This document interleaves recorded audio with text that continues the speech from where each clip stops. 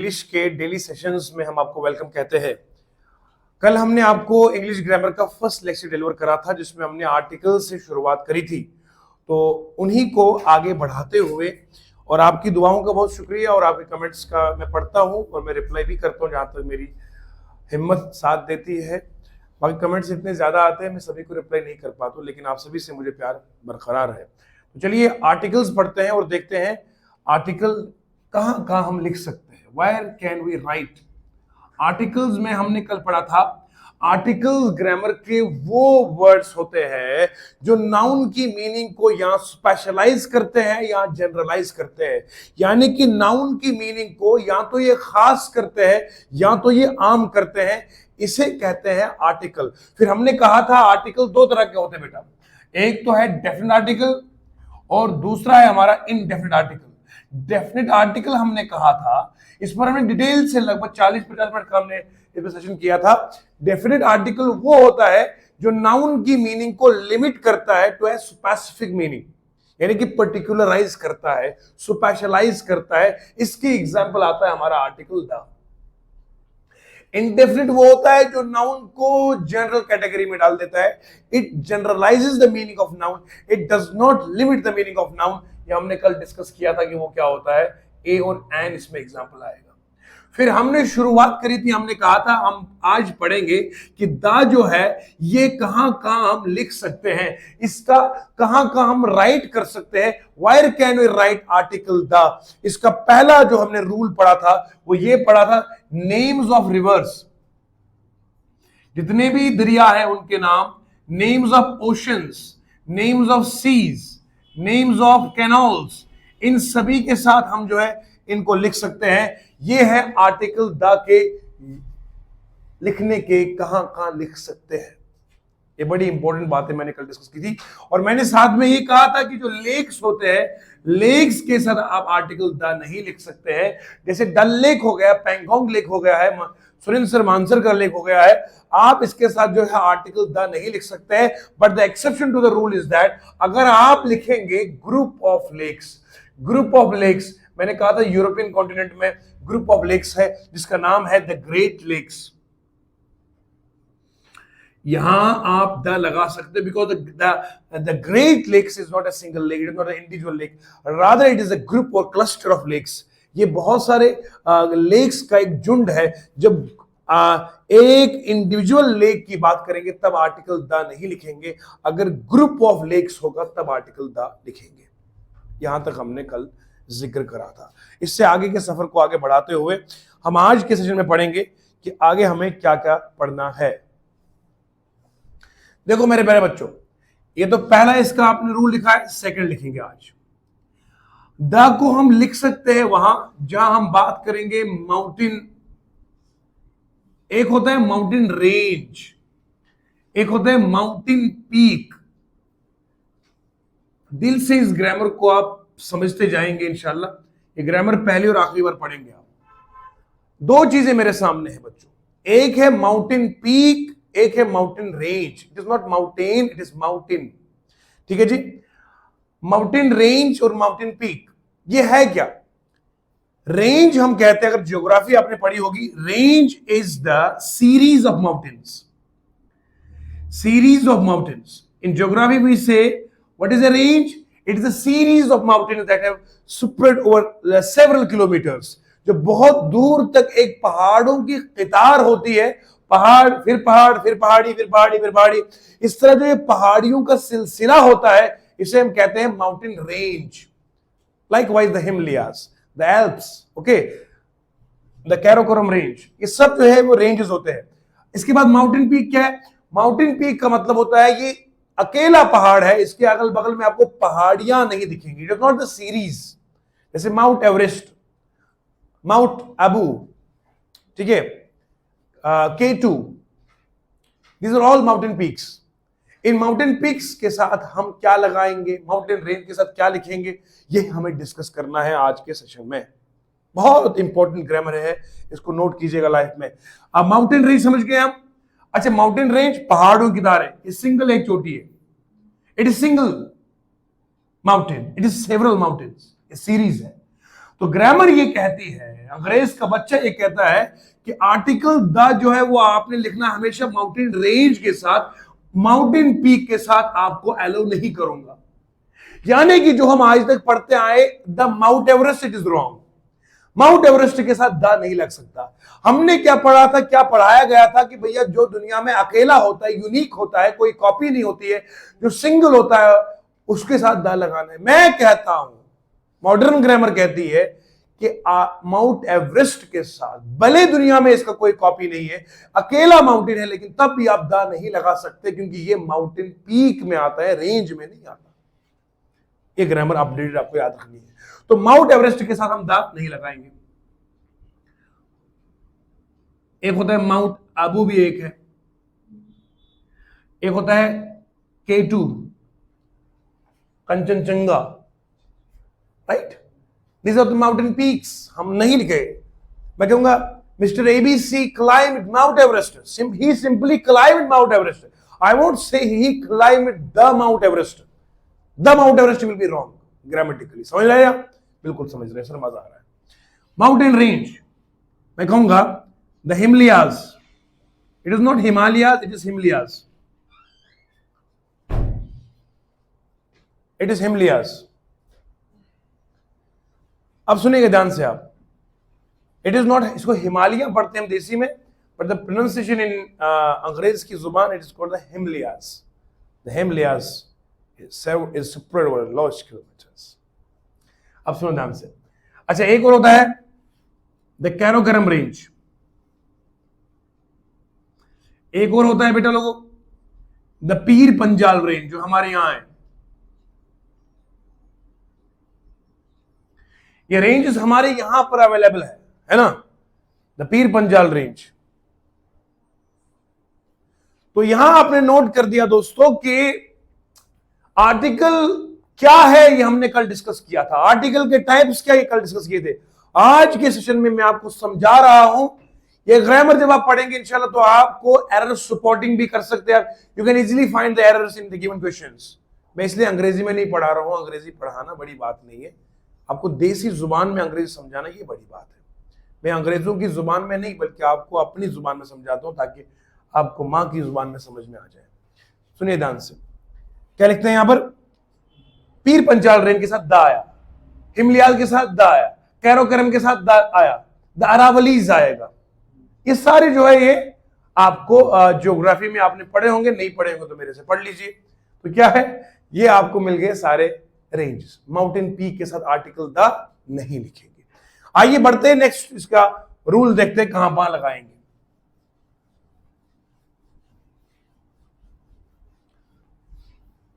Okay, अब आपने इस चीज को नोट करना है। नेक्स्ट पॉइंट है थर्ड रूल। इसका थर्ड रूल बड़ा इंपॉर्टेंट है।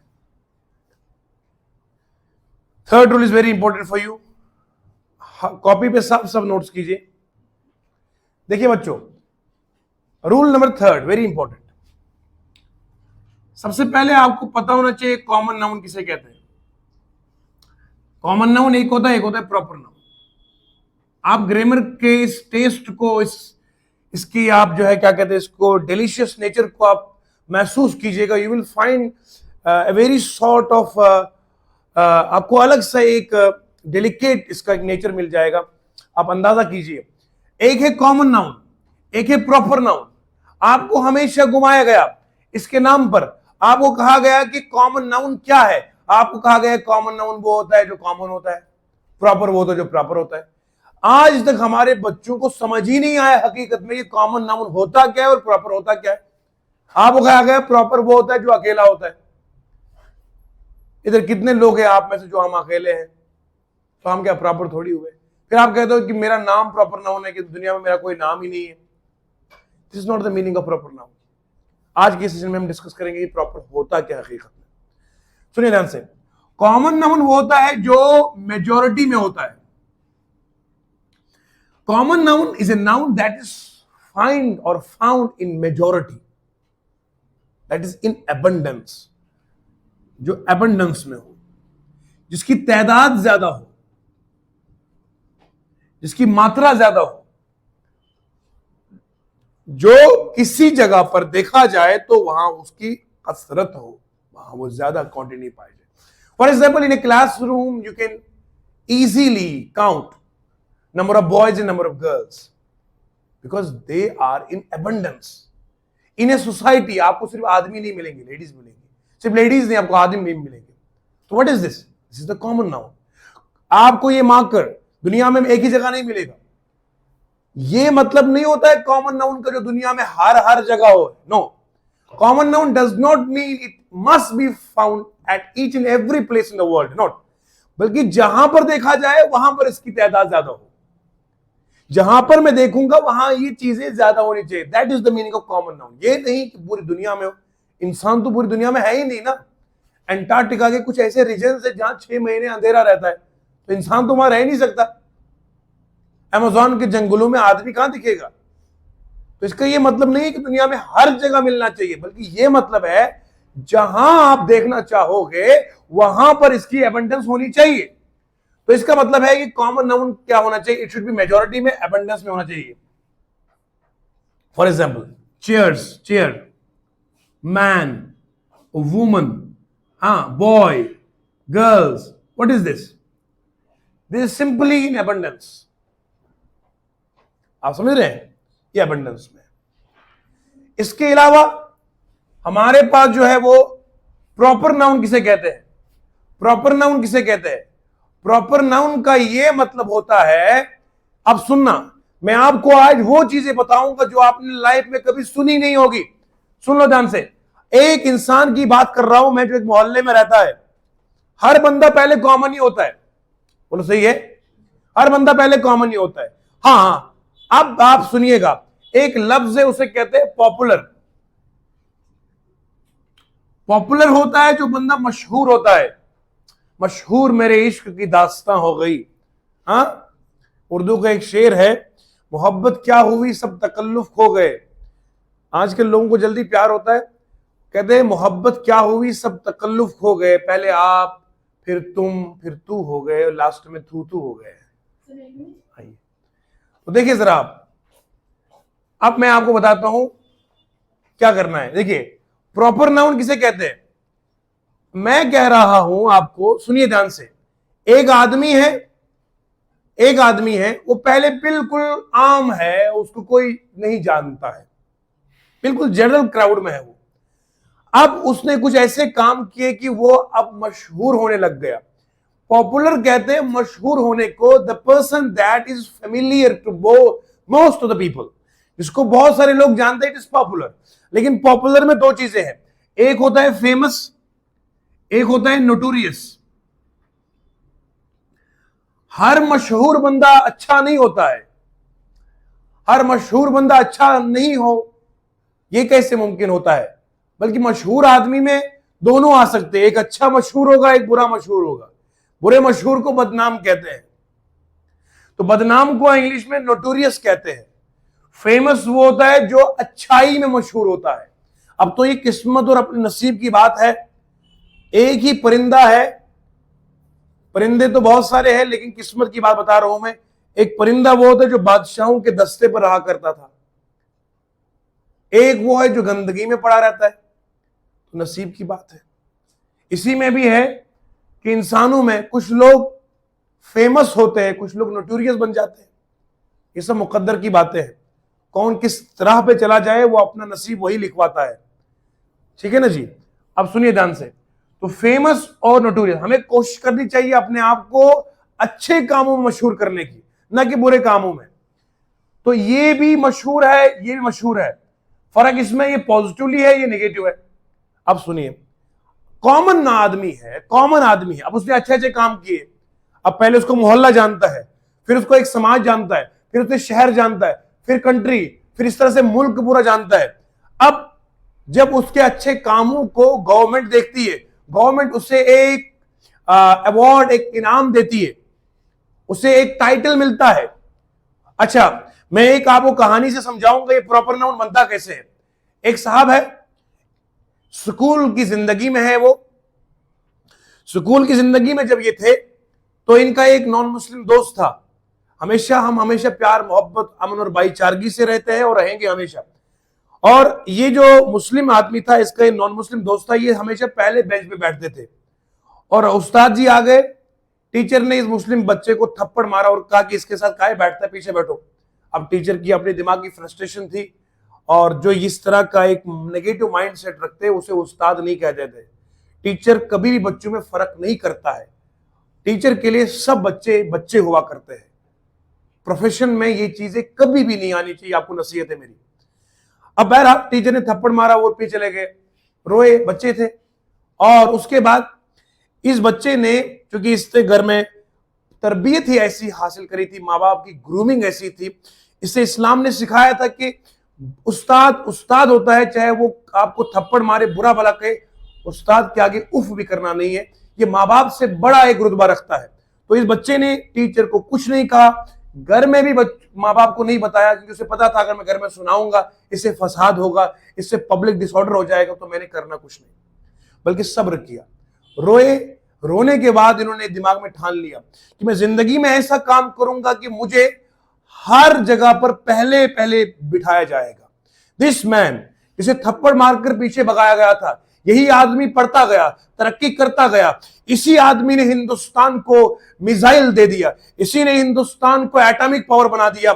इसी आदमी का नाम, यही फिर प्रेसिडेंट ऑफ इंडिया बनता है। इन्हीं को हिंदुस्तान कहती है मिसाइल मैन ऑफ इंडिया, इन्हीं को कहा जाता है डॉक्टर एपीजे अब्दुल कलाम।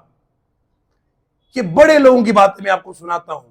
अगर उस बात पे इन्होंने थप्पड़ के ऊपर दंगा किया होता, फसाद किया होता, आज ये चीजें नहीं होती। हिंदुस्तान की तारीख जब तक रहेगी, इन्हें इस नाम से हमेशा बुलाया जाएगा, the missile man of India.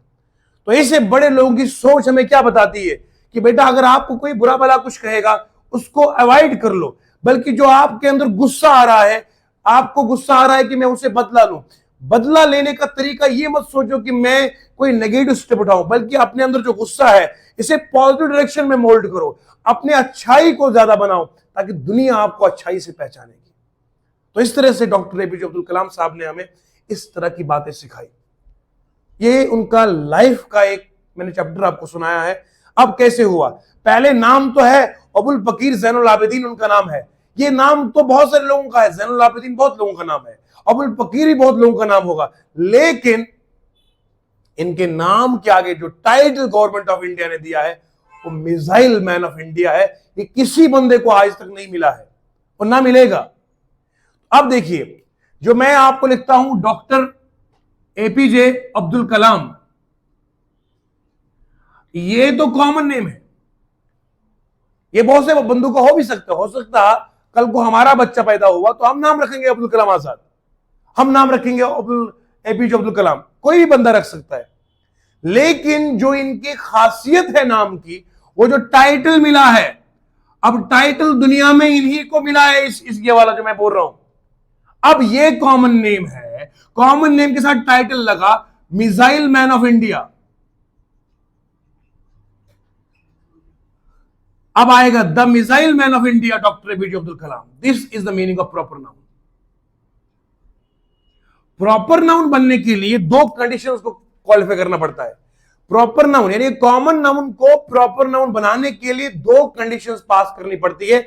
उन कंडीशंस को हम बोलते हैं क्वालिफायर कंडीशंस। मैं बोलता हूं ना, ये अंग्रेजी आपने कभी पढ़ी भी नहीं होगी। क्वालिफायर कंडीशंस, ये क्वालिफायर कंडीशंस किसे कहते हैं? एक तो होता है क्वालिफायर कंडीशंस में, उसको बोलते हैं टाइटल डेजिग्नेशन। जो हमने आपको ये टाइटल बताया ना अभी, इसको बोलते हैं खिताब मिलना। ये घर से नहीं मिलता है, ये वर्ल्ड की जो प्रोमिनेंट और बड़ी जबरदस्त होती है रूलिंग बॉडी जिसे बोलते हैं, जैसे फॉर एग्जांपल आपको यूएन हो गया है, फॉर एग्जांपल आपका साइंस में कोई बड़ी अथॉरिटी होगी, ये अथॉरिटीज इश्यू करती है नाम। जैसे नोबेल प्राइज है, ये आम बंदा नहीं दे सकता है, ये जो टाइटल्स है गवर्नमेंट देती है, समझ रहे हैं आप? तो इस तरह से आप देखिए, जो टाइटल डेजिग्नेशन है, इस टाइटल से बनता है कॉमन नाउन, प्रॉपर नाउन। आप समझ गए? इस तरीके से बनता है। रविंद्रनाथ टैगोर जी ने गांधी जी को एक टाइटल दिया था, महात्मा। एम आई राइट?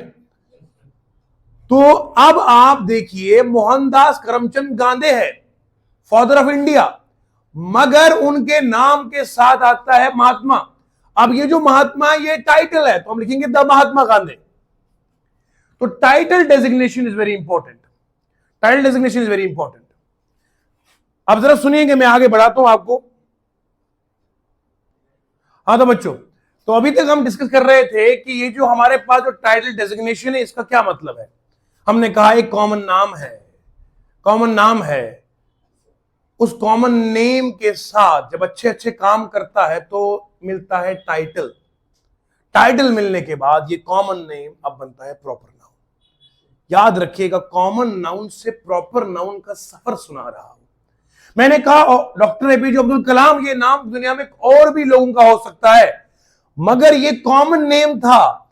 अच्छे काम किए, लाजवाब काम किए, जिंदगी में इनको तमन्ना थी कि मैं ये जो आपका हेलीकॉप्टर होता है इसको मैं जो है वो जेट, उसको मैं चलाऊं, क्योंकि उसके लिए आपको जो है वो ट्रेनिंग की जरूरत है। और अब क्या करें, ये एरोनॉटिकल इंजीनियरिंग में इन्होंने करा था, उसमें से जो इसमें जो क्या कहते हैं इसको, जो एयर पायलट वगैरह होता है उसमें काफी बच्चे सिलेक्ट हुए, लेकिन ये सिलेक्ट नहीं हुए। लेकिन फिर जज्बा था दिल में कि मुझे हवाई जहाज उड़ाना है, मुझे चलना ही चलना है। तो then doctor APJ Abdul Kalam ने हिंदुस्तान को एटॉमिक पावर बनाने के बाद ये ख्वाब भी पूरा नहीं हुआ था कि मुझे हवाई जहाज चलाना है। शौक होता है अपना, बड़े लोगों की सोच देखना आप। उन्होंने क्या किया, और जबरदस्त अच्छे काम किए, हिंदुस्तान के प्रेसिडेंट बन गए। प्रेसिडेंट के पावर्स में तीन होते हैं, टेरिटोरियल आर्मी भी होती है, नेवी भी होती है और एयर भी। तो ये सब चीफ इनके अंडर होते हैं। तो एयर वाले चीफ को कॉल करा कि भैया हमें सिखाओ। 6 महीने की ट्रेनिंग ली और हवाई जहाज उड़ा दिए। ये मैं आपको क्या बता रहा हूं, शादी की डेट भूलने वाले हम तो, आप और मैं आम आदमी हैं, हम तो इंतजार में रहते हैं कब जानू शोनू आएगी।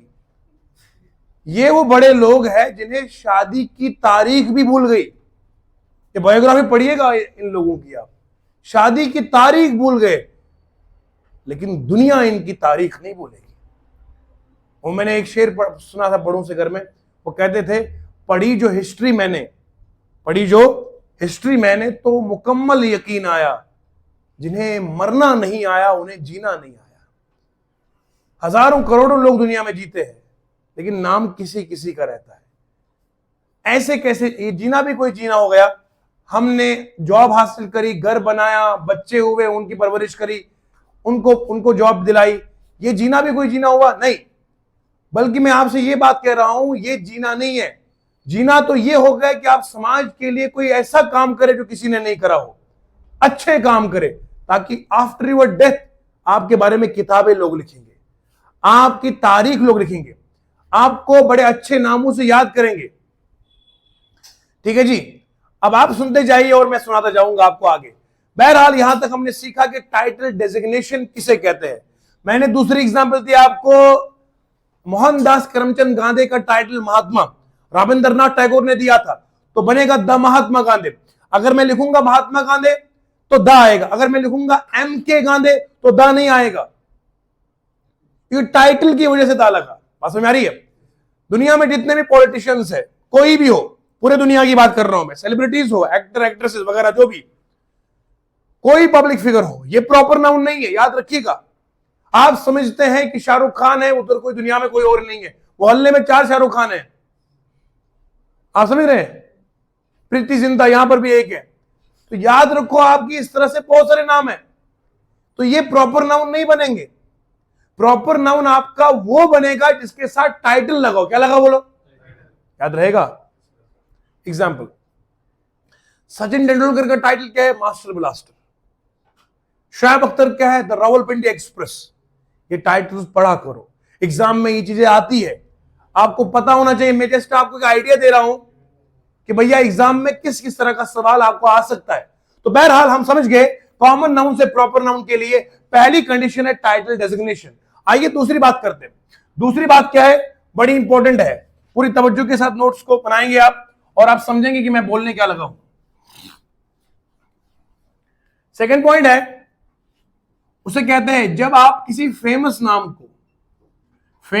को आप लिखते हैं, राइट करते हैं to highlight common noun.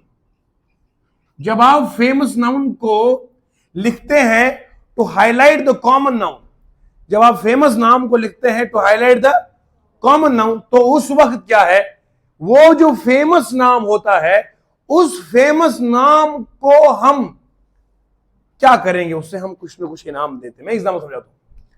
For example यहां अजहर है, मैं कहूंगा Azhar is dash Shoaib Akhtar of India. मतलब ये बॉलिंग करता है, बड़ी बॉलिंग फास्ट है, क्योंकि मैंने शोएब अख्तर का नाम इससे लेंगे, वर्ल्ड में अभी तक इनकी फास्टेस्ट बॉलिंग का रिकॉर्ड किसी ने तोड़ा नहीं है। हमारे यहां जम्मू के है उमरान मलिक, उम्मीद है शायद वो इंशाल्लाह आगे बढ़ेंगे। बहरहाल Azhar is dash Shoaib Akhtar of India. मैंने कहा अजहर क्या है, हमारे हिंदुस्तान का शोएब अख्तर है, इतनी फास्ट बॉलिंग कर रहा है। अब जरा सुनिएगा आप, शोएब अख्तर चूंकि प्रॉपर नाउन नहीं है, फेमस नाम है, पब्लिक फिगर है, तो वैसे मैं शोएब अख्तर के साथ आर्टिकल द नहीं लिख सकता। बहुत सारे हमारे इंडिया के लोग क्रिकेटर्स को, सेलिब्रिटीज को पसंद करते हैं, इसमें रीजनैलिटी नहीं देखी जाती, इसमें ये देखा जाता है कि बंदा कैसा खेलता है।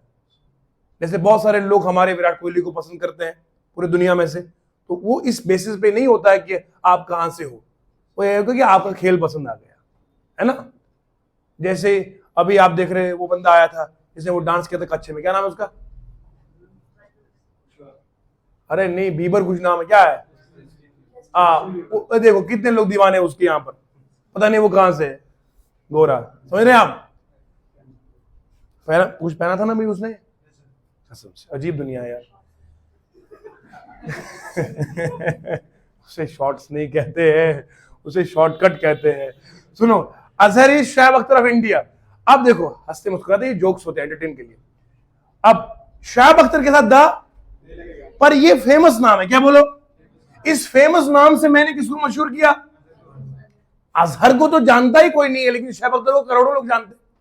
अब अजहर का दिल रखने के लिए मैंने किसको कष्ट दिया? अरे शोएब अख्तर आओ बेटा, इसकी हेल्प करो, अजहर को कोई बनाओ।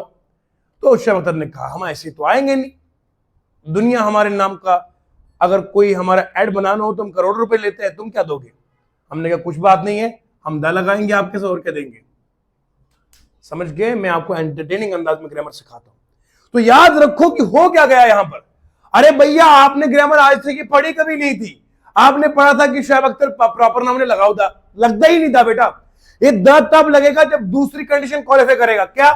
जब शोएब अख्तर एक फेमस नाम, विराट कोहली लिखो ना आप, महेंद्र क्या धोनी है,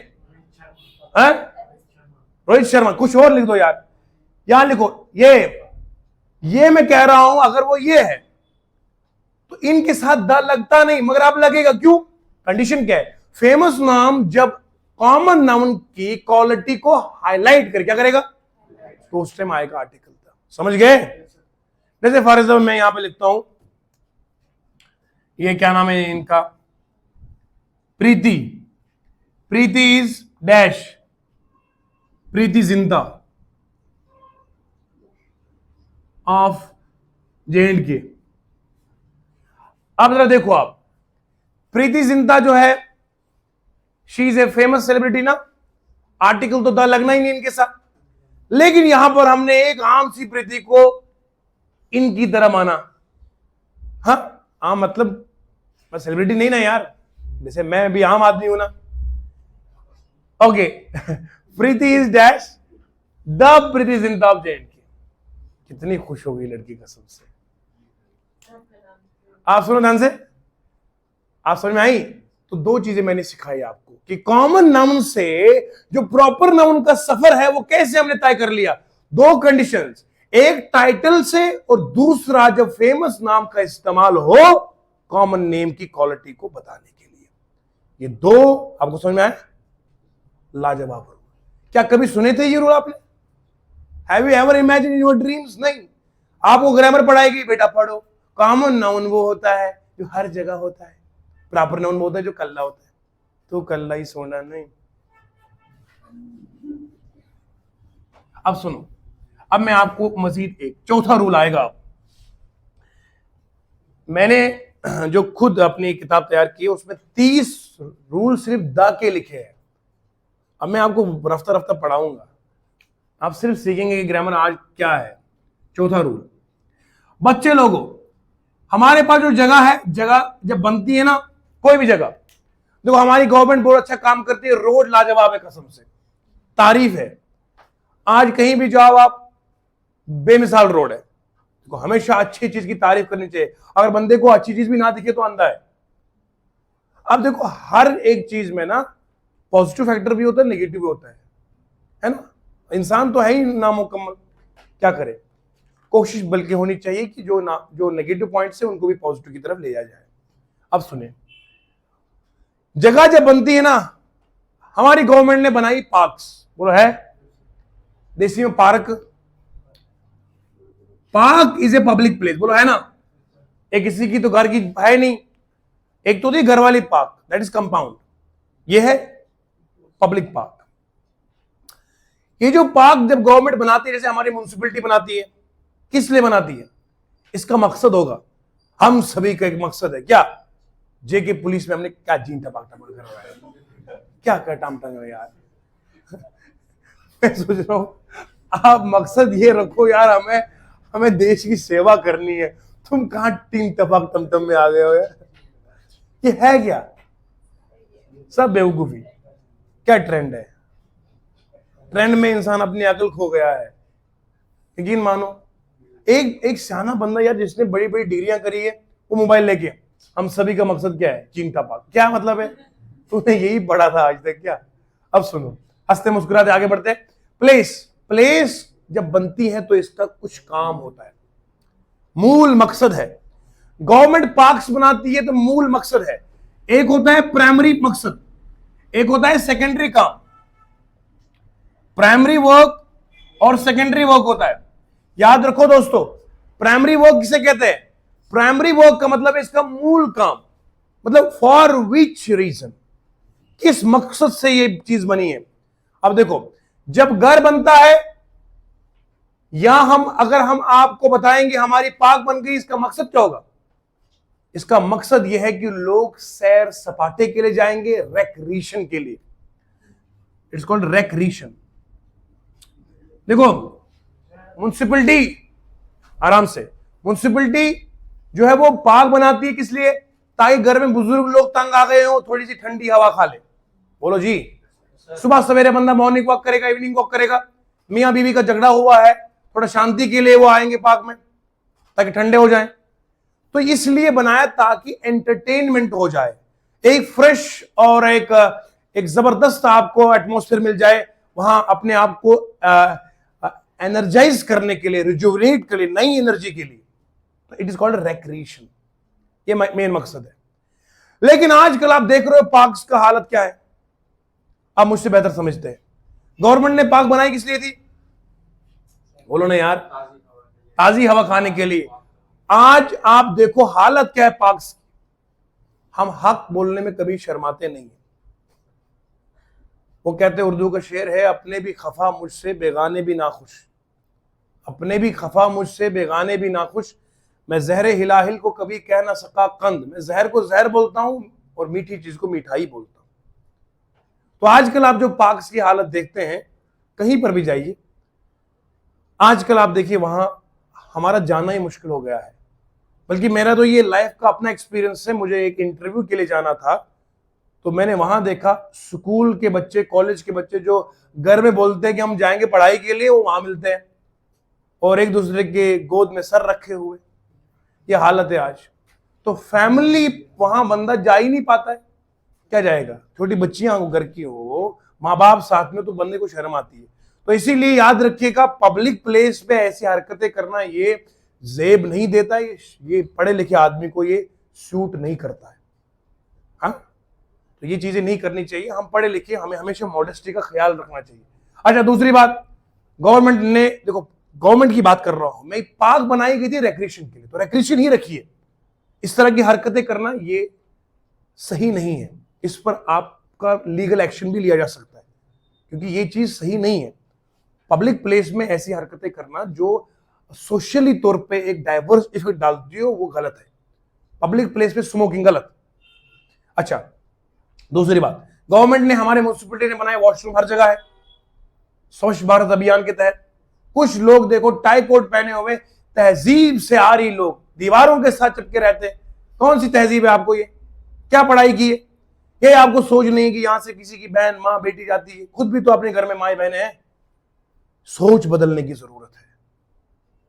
आप 1 रुपए बचाते हो बेशर्मो। गवर्नमेंट ने तो हर जगह बनाया ना, अब इससे तो क्या करेगी गवर्नमेंट? तो ये चीजें हैं। वो वॉशरूम, वो जो पब्लिक बना है, मेन मकसद क्या है?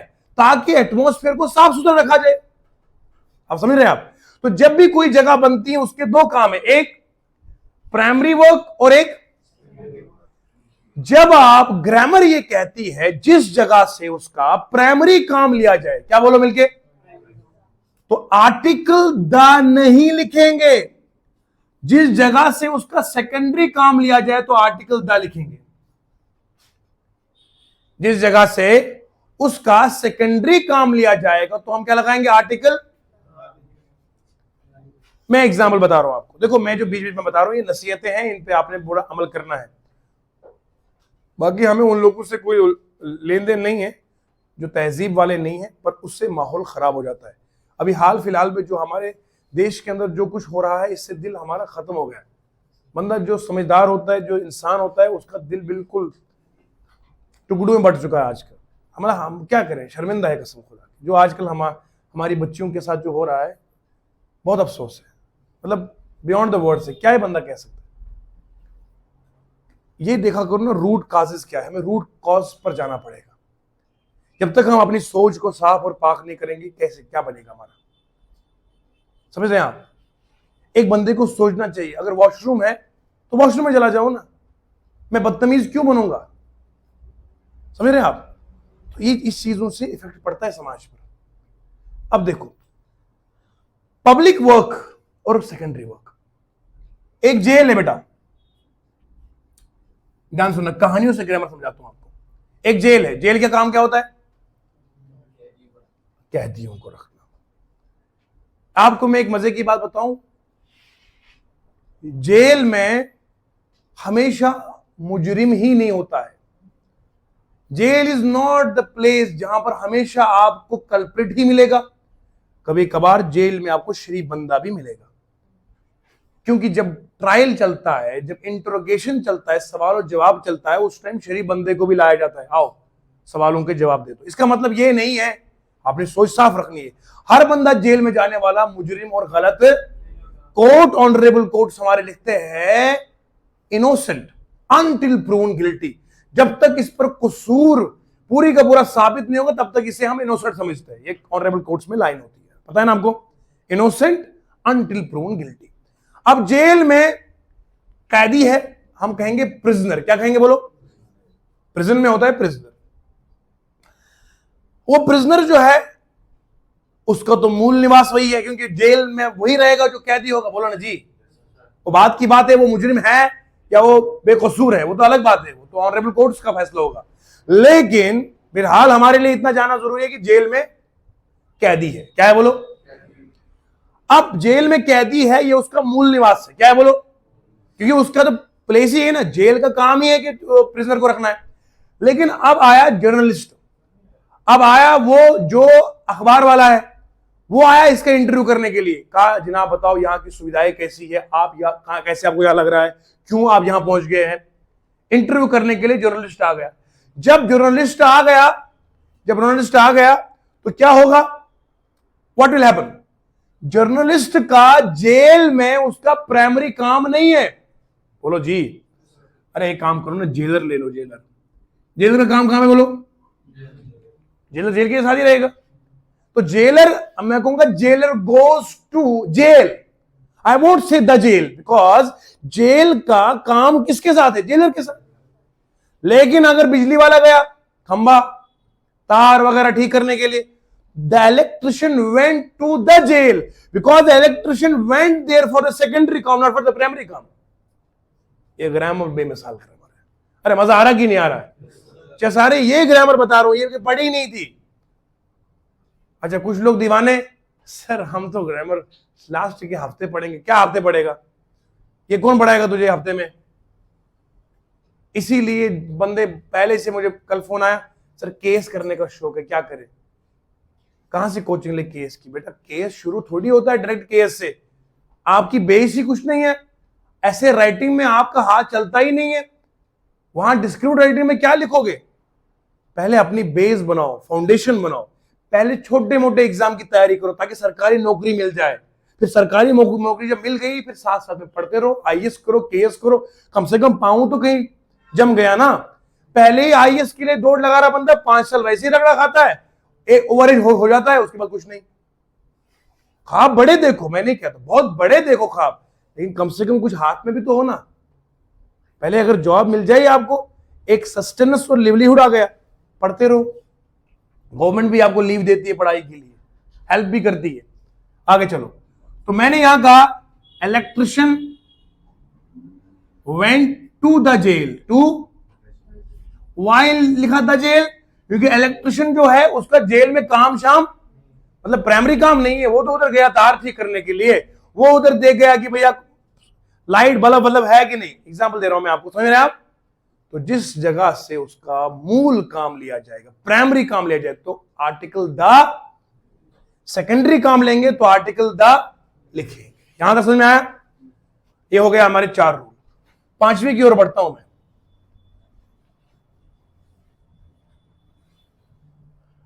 5वां रूल, बेमिसाल रूल।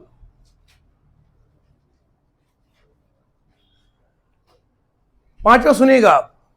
पहला क्या रूल पढ़ाया था? रिवर्स, ओशंस, सीज, कैनॉल के साथ आर्टिकल द आता है। The Tawi, the Jhelum, the Chenab, the Caspian sea, the Mediterranean sea, the red sea, the Pacific ocean, the Atlantic ocean, the Arctic ocean, है ना, ओशंस के साथ आएगा। उसके बाद जो नेक्स्ट आएगा वो किसमें आएगा? वो आएगा आपका कैनाल, द स्यूज कैनाल, पढ़ाया था ना कल। लेक्स के साथ आर्टिकल द नहीं लिखते। माउंट एवरेस्ट के साथ नहीं आएगा, माउंट अबू के साथ नहीं आएगा, माउंटेन पीक्स जो चोटियां होती हैं उनके साथ नहीं आएगा। जो आपके पास रेंजेस होते हैं, पहाड़ों की कितार होती है, द हिमलियास हो गया, द पीर पंजाल रेंज हो गया, जो रेंज होता है उनके साथ आर्टिकल आता है। फिर मैंने बताया था आपको, जो प्रॉपर नाउन होगा जिसके साथ टाइटल होगा लगाएंगे, जो फेमस नाम, कॉमन नेम की पहचान बताएगा तब आएगा। फिर मैंने बताया था एक जगह के 2 काम होते हैं, प्राइमरी काम, सेकेंडरी काम। प्राइमरी काम के साथ आर्टिकल द नहीं आएगा, सेकेंडरी के साथ आर्टिकल द लिखेंगे। आगे सोचो, और 5वां रूल बेमिसाल रूल आएगा। देखिए जी, आप ने एक टर्म सुनी है लाइफ में, उसका नाम है एडजेक्टिव। एडजेक्टिव, इसको लोग पढ़ते adjective, but the pronunciation is adjective. सलाम है मेरे उस्ताद मोहतरम को जिन्होंने मुझे 6th में ये सिखाया था। मैंने एक जगह पढ़ा था, उस्ताद सही हो तो जिंदगी आसान होती है। सब है ड्राइवर के ऊपर, क्या आप वो किस मंजिल तक ले जाए। खुश नसीब है कि आप यहां पढ़ते हो। हम आपको वो चीजें सिखाते हैं जो आपको कोई सिखाता नहीं है। और हमारे ऑनलाइन बच्चे तो माशाल्लाह लाजवाब है। आप पढ़ते रहिए, बस दुआ करते रहिए। ये मत सोचिएगा कि सर हमें कम पढ़ाते, ऑफलाइन में ज्यादा पढ़ाते, बल्कि मैं आप लोगों को भी बहुत दिल जमी के साथ पूरी ईमानदारी से पढ़ाता हूं। एडजेक्टिव, एडजेक्टिव क्या होता है? एडजेक्टिव को बोलते हैं हम, ये वो वर्ड होता है ग्रामर का, ये वो शब्द है, लफ्ज है ग्रामर का, जो नाउन के बारे में हमें, नाउन को एक्सप्लेन करता है। क्या करता है बोलो? It explains about noun, it gives the explanation of a noun. ये नाउन के बारे में खोलकर हमें बताता है ये नाउन है क्या। एग्जाम्पल देता हूं, I love to listen stories. मैंने कहा मुझे पसंद है कहानियां सुनना। क्या मुझे पसंद है? लव और लाइक में फर्क होता है बेटा। इंग्लिश ग्रामर के हिसाब से लाइक और लव में फर्क होता है। Like is temporary, like is temporary. Like जो है वो मूड पे डिपेंड करता है। मूड स्विंग कर गया, लाइक बदल गया। मिसाल के तौर पर मुझे क्रिस्पी और स्पाइसी चीजें पसंद है। मूड किया तो ले लिया, मूड बदल गया तो क्रिस्पी नहीं खाएंगे, स्पाइसी नहीं खाएंगे, हम बोलेंगे सादा दे दो। तो it is like love is permanent but in this world it is temporary. प्यार कई बार किया, आजकल के दौर में हो भी सकता है कहीं पर हो, बहुत से दीवाने ऐसे मौजूद है जो कहेंगे सर ऐसा कैसे हो सकता है, हमारा प्यार आपको कैसे पता है, हम तो पढ़ाई छोड़ के बैठे हैं। हमसे पूछो ना सर, पापा को पता चलता है कि बेटा बेटी पढ़ रहे हैं, हम तो इसी में लगे रहते, तुम फोन रखो ना, नहीं नहीं तुम रखो ना। आप क्या बोल सकते हो, हमारा प्यार तो अटूट है। अब बहरहाल आपको अटूट है तो कोई मसला नहीं है, लेकिन याद रखो लव इज परमानेंट। लेकिन इस दुनिया में कुछ भी चीज परमानेंट नहीं है। It is temporary world and the love in this world is not permanent. Because जब तक इंसान आपके साथ या मोहब्बत करते हैं, ये इंसान आपसे छूट गया, चाहे दुनिया से चला गया या कुछ वजह हो गई, आपकी प्यार बदल जाता है। हम इंसान जिस दुनिया में किसी वजह से किसी से जुड़े हुए रहते हैं, वो वजह खत्म हो जाती है तो हम बंदा बदल देते हैं। आप समझ रहे हैं? I love to listen stories, I love to listen. मैं आपको बताता हूं, ये हमारा प्रोग्राम हुआ था नेशनल टीवी पे, मैंने उसमें बताया था मोहब्बत और इश्क में फर्क क्या है। आप सुनेंगे मेरी बात। मोहब्बत उस एहसास का नाम है, ये लव की बात कर रहा हूं, जब आप किसी को पसंद करते हो ना, आप उसके लिए अच्छा चाहते हो, इस एहसास का नाम है मोहब्बत।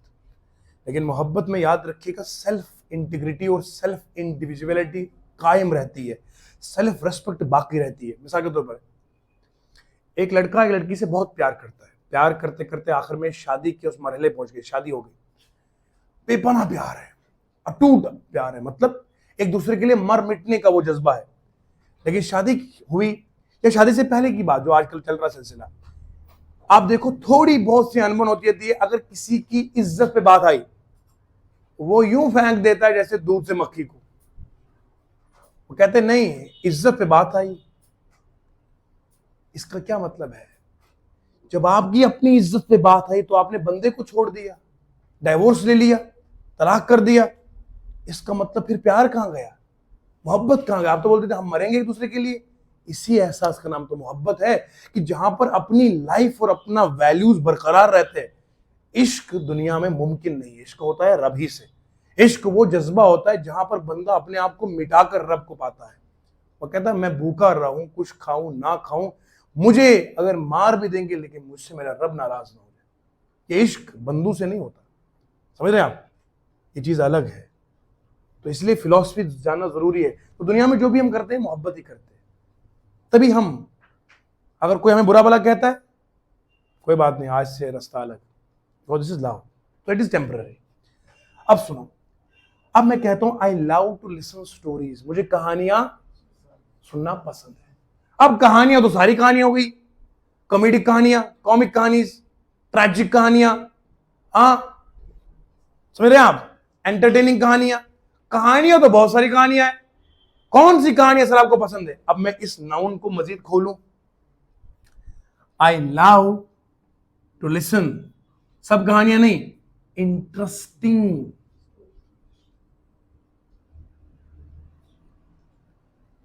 बात समझ में आ रही है?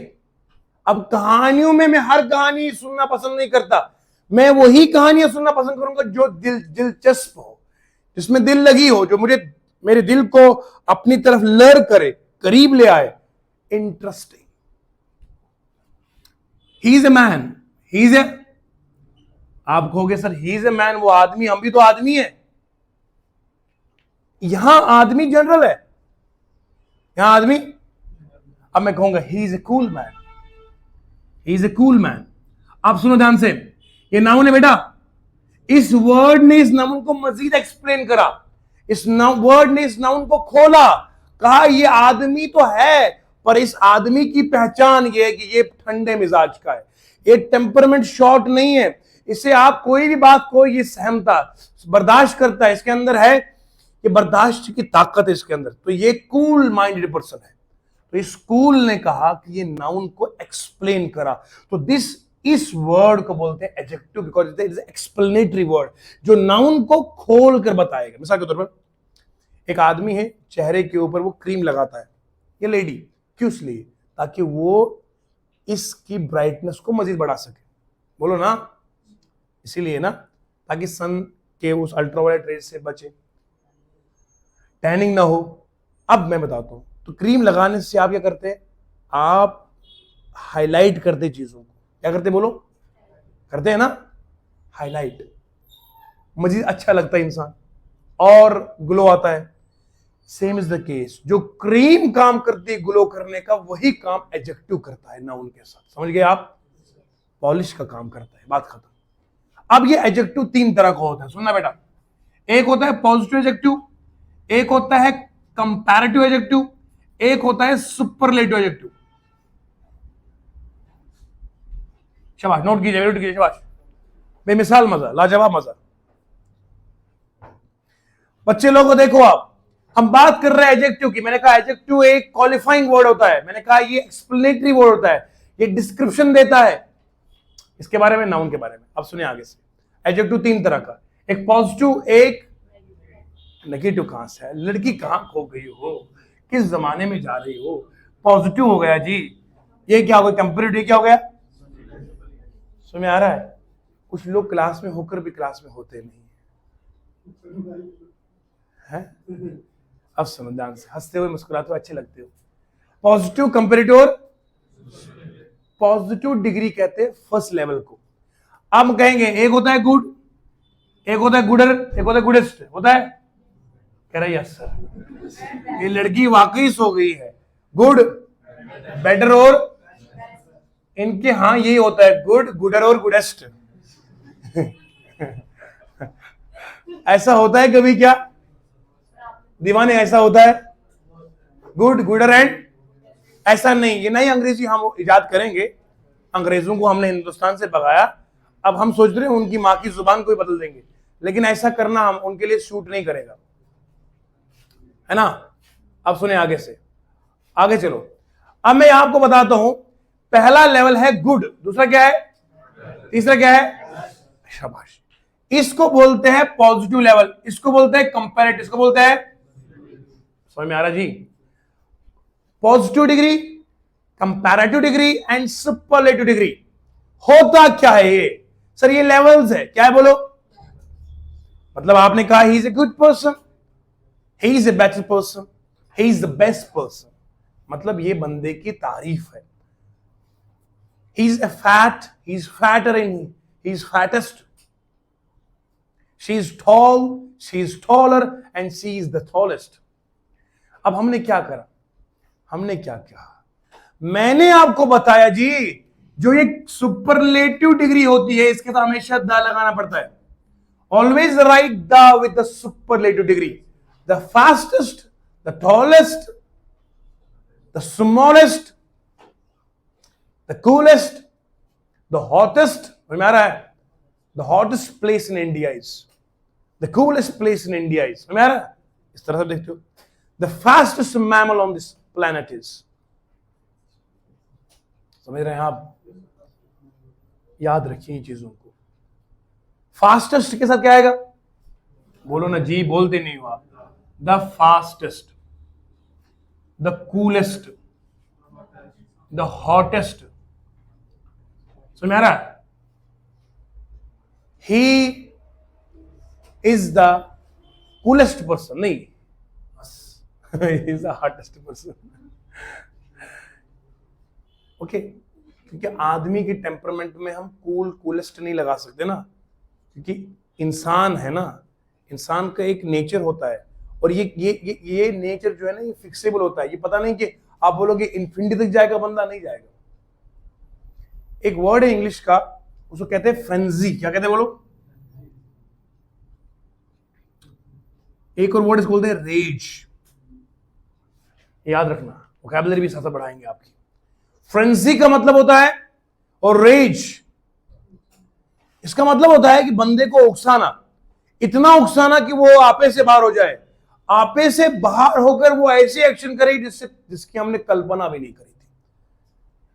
मतलब ये बंदे को आउट ऑफ कंट्रोल करना। इसलिए बोल रहा हूं छेड़खानी नहीं करनी किसी के साथ। छोटे बच्चे को भी आप प्रिक करो, देन ही और शी बिकम्स एग्रेसिव। आजकल फोन से हम ज्यादा कनेक्टेड हो गए ना। माँ बुलाती है, माँ बेटा खाना खाओ, खाना खाना, हम लगे फोन में, हा। अभी आऊंगा ना, आ तो रहा हूं मैं। क्या करते हो, माँ का दिल दुखा देते हो। कम से कम सोच लिया करो, माँ तो आप ही के लिए बुलाती है आपको। जो अभी रिश्ता बना नहीं तुम्हारा, जो हवाओं में उलझ रहा है, और क्या पता कल तुम उसके मामू बन जाओगे, उसके लिए ये इस अजीम हस्ती, इस माँ को बदतमीजी से बुलाते हो, बहन को झाड़ते हो, बोलो ना अभी आ रहा हूं मैं। बहुत बुरी बात है ये। रिश्तों की कदर करना सीखो, वरना फ्रेंजी बन जाएगा। फ्रेंजी मतलब आउट ऑफ कंट्रोल एंगर, समझ आ रहा है? गुस्सा बेकाबू होकर रीच। अब सुनो, बेस्ट, द बेस्ट।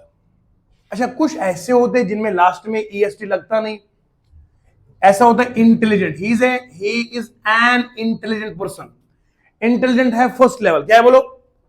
कोई बोलता है इंटेलिजर, इंटेलिजेस्ट बोलता है कोई, ऐसा आपने सुना नहीं। Intelligent, more intelligent and most intelligent. जिनके साथ लास्ट में ER और EST नहीं लगता, उनके साथ लगता है मोर। क्या लगता है? मोर सेकंड में आएगा और लास्ट में मोस्ट आएगा। He is the most intelligent person of our class. She is the smartest girl in our class. समझ रहा है? तो जहां पर ER और EST नहीं लगता, वहां सेकंड में मोर लगता है और लास्ट में मोस्ट लगता है। तो मोस्ट के साथ भी द आएगा, याद रहेगा? याद रखेंगे, द मोस्ट आएगा। देखो फॉर एग्जाम्पल ब्यूटीफुल है ना, ये लड़की ब्यूटीफुल, ब्यूटीफुलर, ब्यूटीफुलेस्ट नहीं ना होता है। बोलो ना जी, ऐसे देख रहे हो जैसे ब्यूटीफुल देख रहे हो। देखो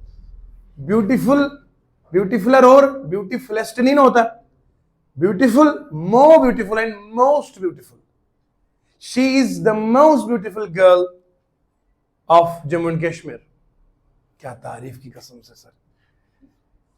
he is the most handsome guy in Japan. समझ में आ रहा है? तो इस तरीके से आपने इन चीजों को नोट करा और आप हंस के हंस पड़े। तो याद रखा, एडजेक्टिव हमारे बेजे में आ गया है। आइए आप 6th रूल समझते हैं कि आर्टिकल में इस द के ऊपर 6वां रूल क्या है। ध्यान से सुनेंगे बिना किसी शोर शराबे के। 6th rule, very important. 6th rule, very important. अच्छा, अभी तक सारे आपको जुबानी याद हो गए कि जो मैंने पढ़ा है, याद करने की जरूरत ही नहीं है। समझ रहे हैं आप? हर बात दिल में उतरती चली गई। तो अब जो नेक्स्ट पॉइंट आपको समझाने लगा हूं, वो थोड़ा सा नाजुक है, समझना बहुत जरूरी है। एक बंदा है, अगर वो गलती करता है तो हम पूरे समाज को कसूरवार ठहराते हैं। बोलो ऐसा है ना? हम लोगों की सोच ऐसी है। अगर एक बंदा किसी कम्युनिटी का है, वो गलती करता है, हम पूरी कम्युनिटी को बदनाम करते हैं। ये बुरी बात है। अगर किसी ने आपका दिल तोड़ा, आप क्या तो पूरा जमाना ही ऐसा ही है? ये आप जजमेंटल क्यों बनते हो? ये बहुत बुरी बात है, ऐसा नहीं करना चाहिए। जिस बंदे ने गलती की, उसका अपना कसूर है, उसमें उसके माँ बाप का भी क्या दोष है? माँ बाप ने थोड़ी सिखाया उसको। हम अक्सर बोलते हैं ये तो है ही, इसका पता नहीं कहां से आया। क्या मतलब कहां से आया? ये बंदे का अपना फॉल्ट होता है, ये खुद ऐसा है। माँ बाप तो हमेशा हर बंदे की अच्छी तरबियत करते हैं। कौन माँ बाप बंदे को खराब करेंगे? माँ बाप ऑलवेज बच्चे की हमेशा अच्छी तरबियत करते हैं।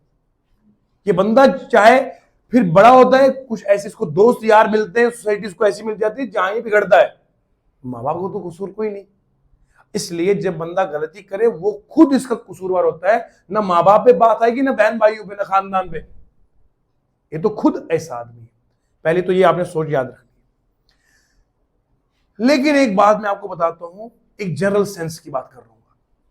ग्रामर जब भी आपने सोचनी है ना, तो आपने लेना है जनरल परसेप्शन। जनरल परसेप्शन का मतलब होता है दुनिया क्या सोचती है, मैं क्या सोचता हूं ये इंपॉर्टेंट नहीं है।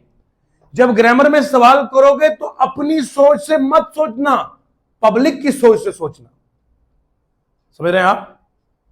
सुनिए, मैं गुलाब की बात करूंगा, मैं कहूंगा rose is a beautiful flower. Is it right और wrong? It is not flower, it is flower. Rose, गुलाब। मैंने कहा गुलाब एक खूबसूरत फूल है।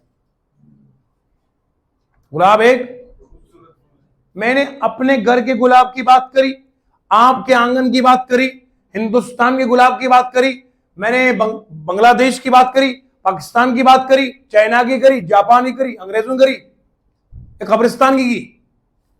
सर जब मैं गुलाब की बात करता हूं, गुलाब जहां पर भी खिल उठेगा, आपने सबकी बात करी। बोलो सही है? क्या मैं गुलाब की बात करते हुए एक गुलाब की बात कर रहा हूं या इसकी पूरी बिरादरी की बात करता हूं? I am talking about the whole species of rose. I am not talking about a single rose, rather the family of roses. रोजी कितनी प्यारी है ना। क्या घूर रहा है? ये कहीं खो गया था रोजी के चक्कर में। रोज इज ए ब्यूटीफुल फ्लावर।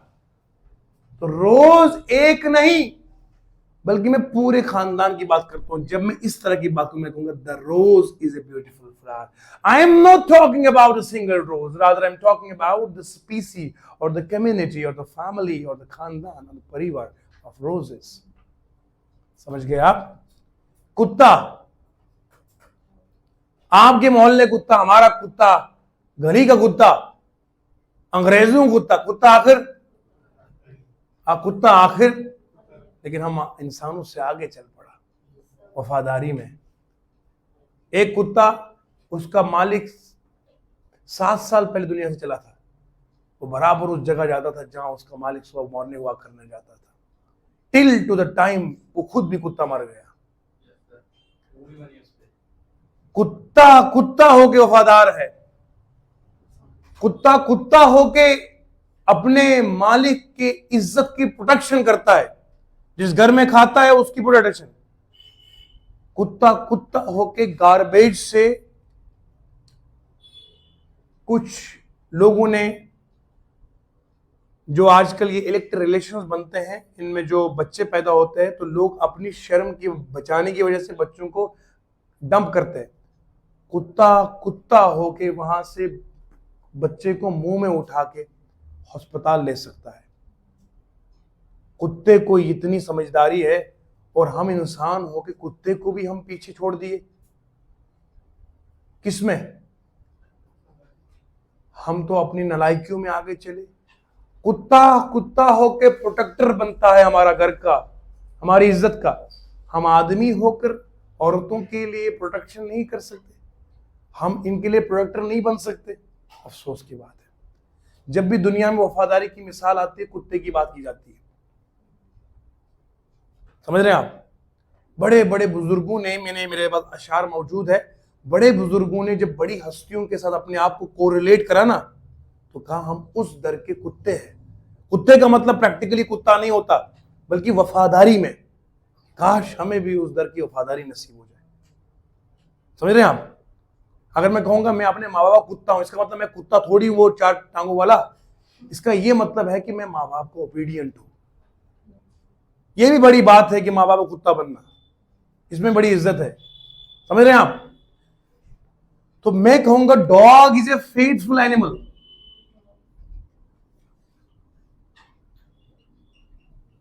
तो क्या कहूंगा? The dog is a faithful animal. आप समझिए मेरी बात, बिकॉज मैं एक कुत्ते की बात थोड़ी कर रहा हूं यार।